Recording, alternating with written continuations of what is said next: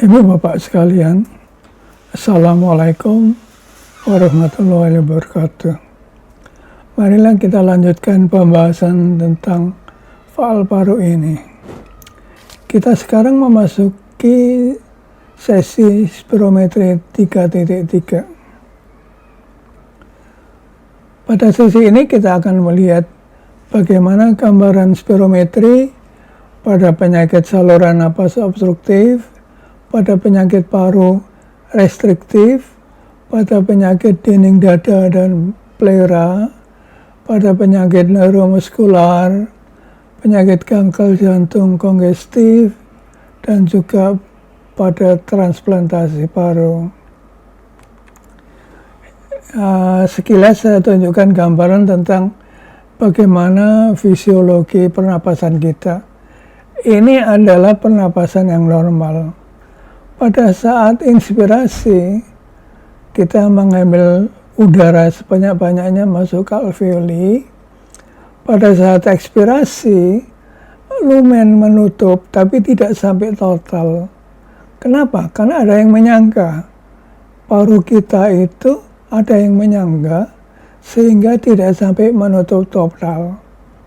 Dan itu terjadi pada saluran napas perifer atau saluran napas kecil yang disebut small airway.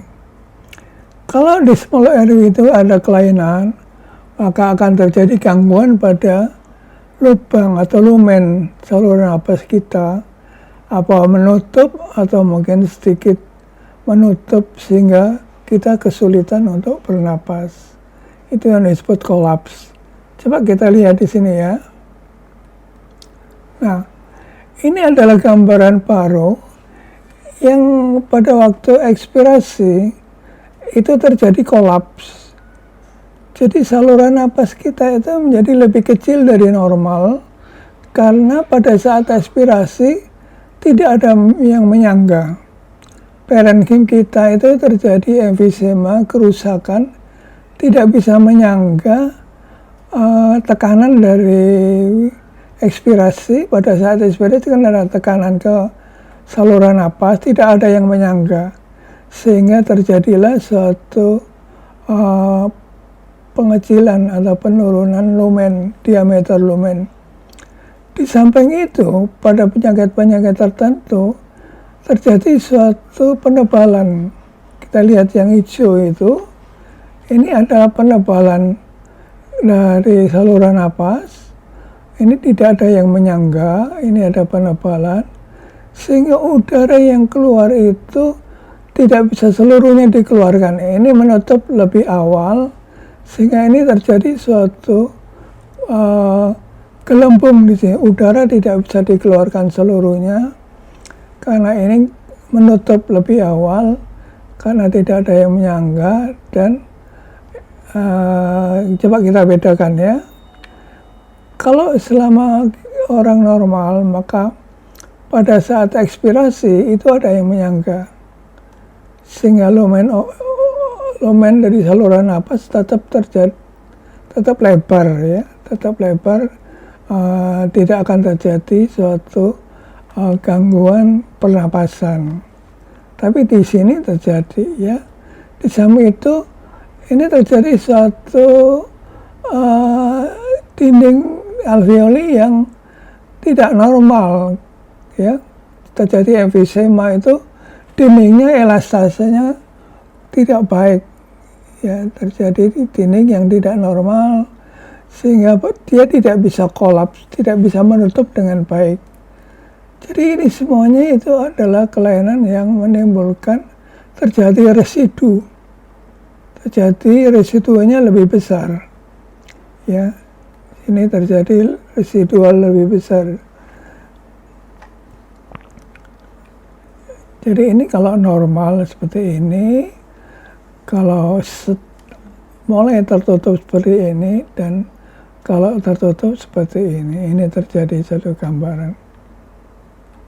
Nah, inilah gambaran. Jadi misalnya ini normal ya. Kalau normal, pada waktu inspirasi, ekspirasi, volume paru tetap bisa dijaga, besarnya volume ini, karena udara bisa dikeluarkan hampir semuanya sampai residual volume. Tapi di sini tidak bisa. Di sini tidak seluruhnya bisa dikeluarkan. Apalagi yang di sini yang berat. Ya, kita lihat di sini. Nah, pada saat dia ekspirasi, yang merah ini cukup tebal ya, karena di sini ada penyempitan, di sini ada gangguan dari dinding saluran napas atau alveoli, sehingga terjadi suatu air trapping namanya. Jadi alveoli menjadi membesar, terjadi air trapping. Inilah yang disebut sebagai emfisema. Ya, nah emfisema itu kan kita lihat di sini, ini dindingnya juga molor, kalau bahasa Jawanya molor, sehingga dia tidak bisa menghembuskan udara sampai semaksimal mungkin. Karena dia molor, ada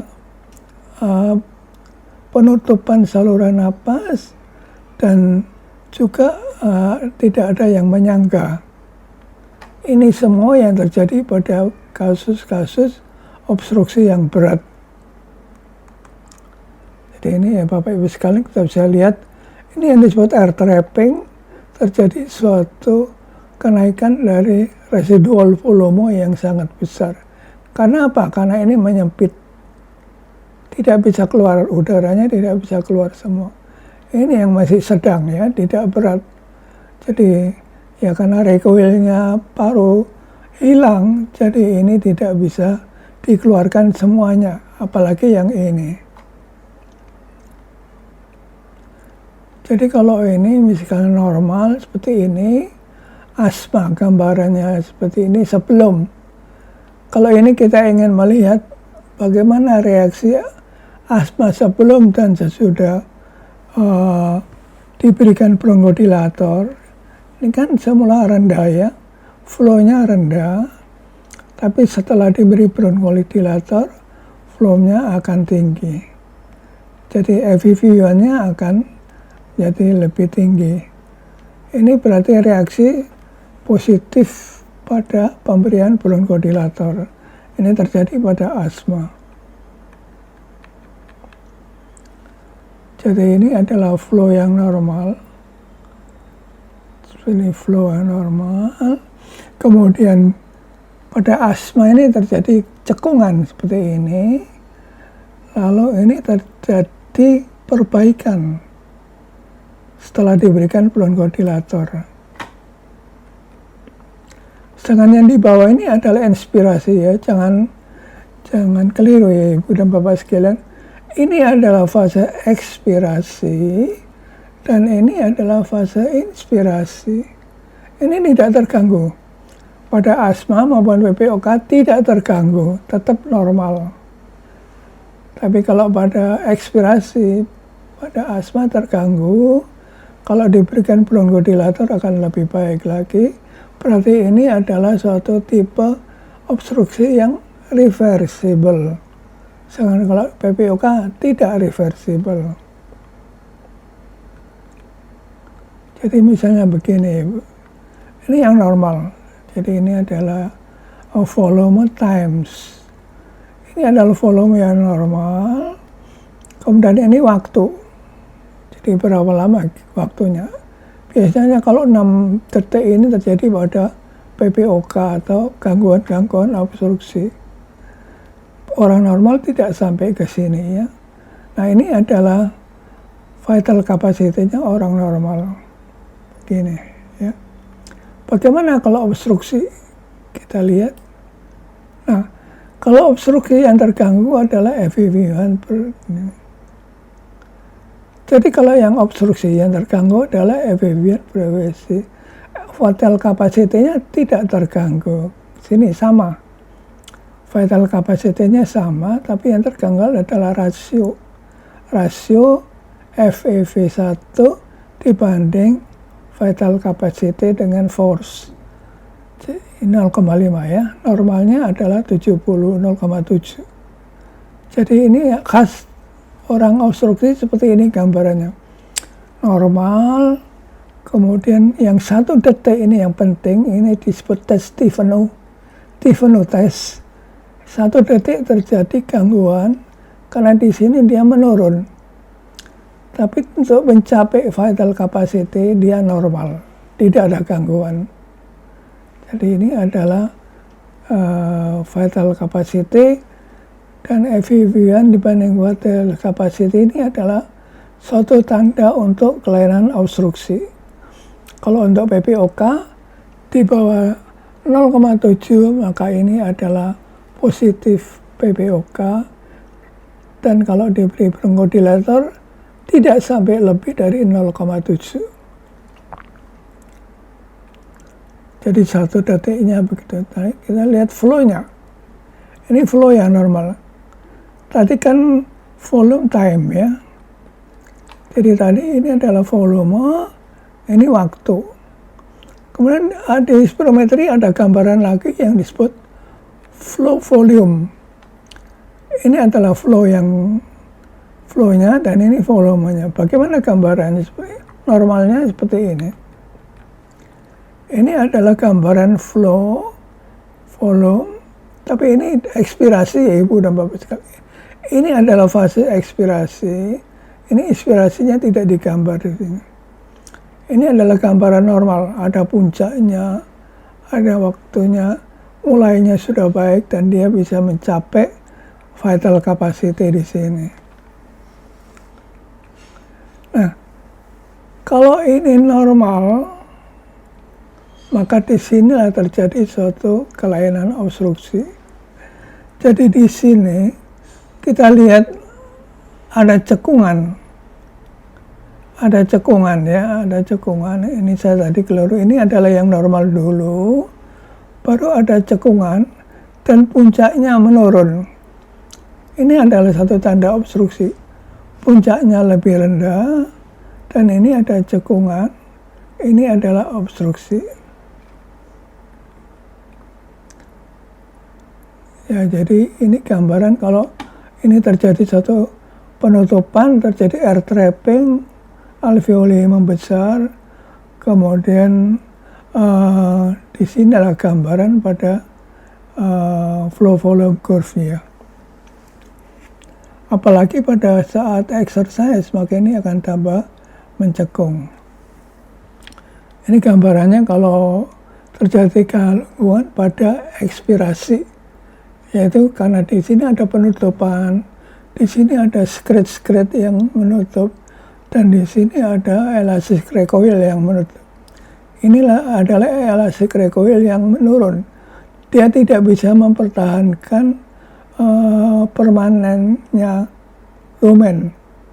Tidak bisa dipertahankan karena di sini terjadi penurunan dari elastic recoil, ya, atau orang